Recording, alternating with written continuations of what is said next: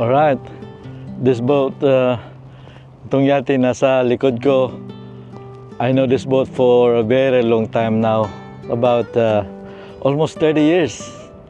Yung una kong nakitang yate na to, I was still looking for a job on the yachting industry.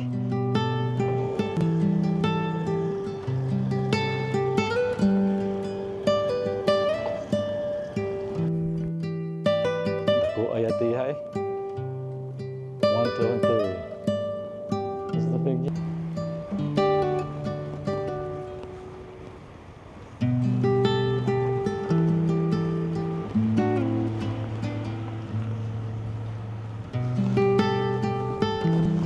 Yung panahon na yun, doon ako sa St. Martin. That was my time when, nung nandun pa ako sa St. Martin, nag-apply ng trabaho, nag-ikot-ikot, nag-duck walking, this and that.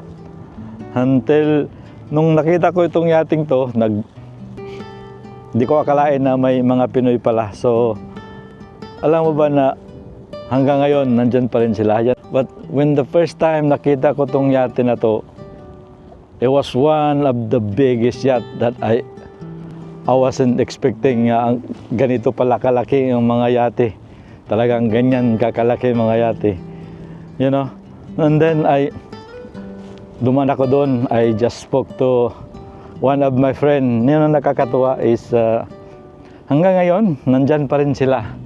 You know, we've been on this industry for a very long time now, almost 30 years. Same Filipino crew, but ganun lang talaga ang yachting industry. Maliit lang ang mundo. But you know, it's that boat now is one of the biggest boat. On that time nung nakita ko yun, pero ngayon nag-evolve na ang industriya, dumadami na rin ang mga malaking barko at saka you know, modern na rin ang mga estilo. Pero para sa akin, yung yate na yan is one of the best looking. It still has a very good line and good looks. You know, that's one thing. There's something special about that boat, because when the time I saw it on St. Martin, it was like I was just in awe, man. I was just in awe because of how big it is.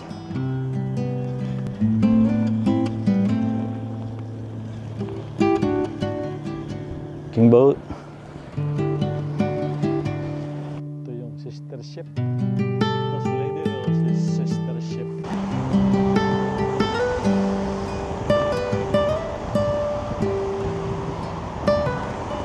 It's good to see.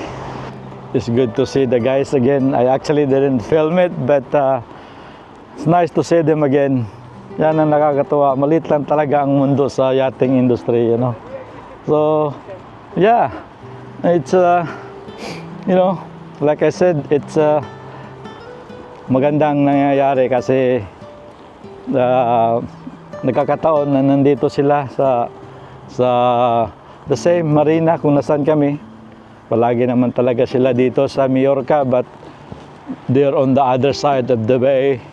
So, minsan lang talaga makikita nandito sila sa sinimantala ko na. Well, it's nice to see them again. All right.